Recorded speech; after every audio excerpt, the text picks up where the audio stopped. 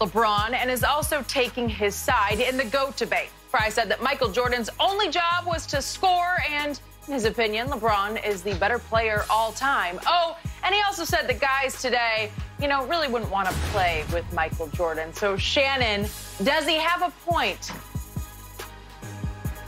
Well, Skip,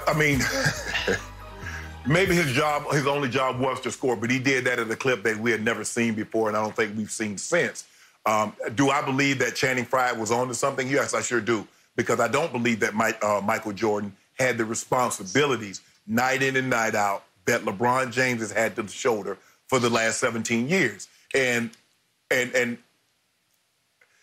really an unfair comparison because they're so different. Michael Jordan is so different than LeBron. LeBron is so different than what Michael. The better comparison would probably be Kobe and Michael, and then Magic and LeBron, because both mainly run the team, Skip. Because if you remember, Skip, even in Kobe years, Derek Fisher really was the point guard. Derek Fisher did, Skip, got everybody into the offense. But since we're debating this topic, I do believe that Michael Jordan's job was to score and play defense. And he did those things maybe as well as anybody ever, especially play the combo. Now, the scoring aspect, Skip, we can say Wilt, but that was a different era, and I'll give you that. In the 60s and early 70s, that was a different era than what Michael played in. But to play offense at that clip and to play defense at that clip, because he didn't shortchange you on either end of the court, is what made him unique. Because we saw guys that were great offensive players, but they couldn't play defense like that. Dennis Rodman and Scottie Pippen was hell of a defensive players, but they couldn't play offense like that. So, Skip, we maybe will never, ever see another guy that can combine what Michael combined. Kobe was the closest that could score you 30 and D someone up. But I will agree with Channing Frye. Michael has never had the responsibility on a nightly basis to do what LeBron has to do for the last 17 years. And I get what Phil said, well, if we didn't ask him to do that. Of course not. Because you had Scottie Pippen and you had other guys, B.J. Armstrong or John Paxson, that was running the point. And so MJ could just focus on scoring. So I will agree with Channing Frye. Michael hasn't had the responsibility that LeBron has had to deal with over the last 17 years. Well, you know where I stand on the GOAT debate. So whether or not that makes LeBron better, that makes Jordan better because he was able to score more and play better defense, y'all can debate that.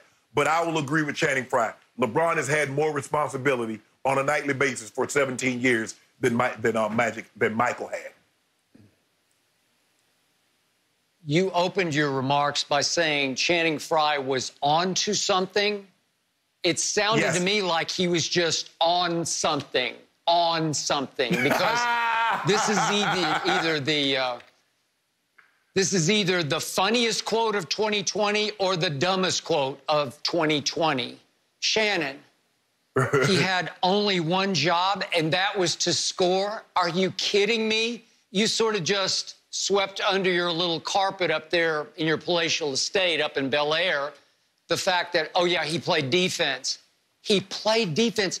He was a defensive player of the year. He made first-team all-defense 9 times. Barely. You just sort of snuck it in. Like, by the way. No, I did. Just a little tiny mention. Shannon, 9 times first-team all-defense. When they needed a big defensive stop or quarter or play, he made it. And I told you earlier in the show, in '88, he averaged 8 assists a game. It's hard to average 8 assists if you're a non-passer. He wasn't a gunner. He wasn't a no-conscience ball hog shooter. I told you, Phil kept telling me if he wanted to, if they needed him to, he could average 10 assists easily, which is what LeBron's averaging finally this year. He could do that if he needed it to be done. Skip, you're making Channing Frye's point. You're making Channing Frye's point because he was not asked. He didn't need to do that. LeBron is asked. LeBron needs to do that in order to help his team win. But you're making Channing Frye's point. But, Shannon, it wasn't his only job. If that was his only job, he would have averaged 0 assists. He averaged 6 for his career. he could really keep everybody involved. We saw what he did getting Paxson the ball late against the Lakers, getting Kerr the ball against the Jazz in '97 late, setting them up, telling Steve Kerr in the huddle, yes, I'm coming to you, and Kerr yelling back, I'll be ready. And he hit him right in stride. He split the double team and hit him right in stride as he approached the free throw line. He went right up into his motion. It was a beautiful pass, capped off by a beautiful shot by a little guy who was just a spare part, who wasn't even recruited out of high school. Jordan won championships with little Steve Kerr. So don't tell me he had only one job. He was the leader and the motivator of that whole basketball team. He led in ways I don't believe LeBron is capable of leading. He was the guts, the soul of the whole basketball team. Yeah, he won 10 scoring titles, but he was a defensive demon unlike any I have ever seen. So offense, defense, to your point, nobody's ever played greater offense along with greater defense than Michael Jeffrey Jordan. So Channing, one job? No, he had about 7 jobs, and he did them all at GOAT levels. Oh, you know what, Skip? I was just thinking. I remember LeBron James split the double team, split a triple team, kicked the ball to Kyle Korver for a 3, and you said that was a terrible play. Michael Jordan split the double team pass to Steve Kerr. Missed. You know why? Kyle missed. But Skip, you don't run plays, Skip. I can assure you, when you diagram a play, you don't diagram that play as like if you miss it. You diagram the best play possible, and you live with the results. That's what Tom Brady does. He calls a play. He's like, man, if Edelman dropped this pass or if Gronk dropped this pass, you can't call plays. You can't diagramming plays, thinking about what might not happen. So you make the best possible play, and you live with the results. Skip, all Channing Frye is trying to say is that the responsibility that LeBron James has on a nightly basis for the last 17 years, that was never on Michael Jordan's plate for that extensive of a time. Were there games, Skip, because I think there was a stretch, Skip, he had like 7, 8, maybe even 9 triple-doubles where he was asked and he had to do that. But I'm saying on a nightly basis, night in and night out, year in and year out, for 17 years, nobody has had, well, first of all, nobody's played at the level that LeBron is playing at for this length of time, and to have had that responsibility. So I believe that's what Channing Frye is getting at.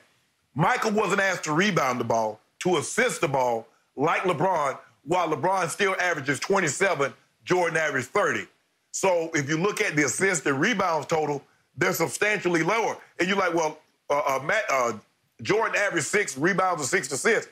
But you do that. So LeBron is averaging an assist and a half or 2 rebounds per game, 82 games for 17 years. After a while, that adds up, and you see just how the discrepancy is between LeBron and Mike as far as rebounding and assisting the basketball. I believe that was the point that Channing Frye is trying to make, and it's a very compelling argument, and I happen to agree with it because that's the argument I've been making. Yeah, well, then you're as wrong as Channing Frye. And by the way, Shannon Sharpe, what do you always tell me when relatives or close friends speak out for a star against another star? Yeah. What conclusion do you leap to that they're hearing it from the star himself? I believe Channing Frye was simply repeating what LeBron James has told him. Well, Jordan just had one job. Yeah, that came straight from the you-know-who's mouth, and not the goat's mouth, the horse's mouth, or in this case, the horse's you-know-what. No, he was... Did he lie? No, he's just flat out wrong.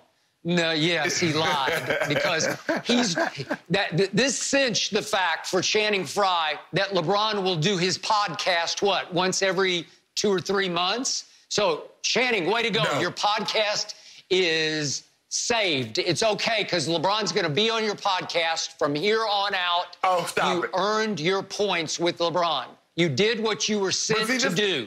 You accomplished your mission. This is what I don't understand. Is that when somebody heap praise on Michael, you see, that's Charles Barkley, you heard what he said, or Magic Johnson, or Larry Bird, or whomever the player may be.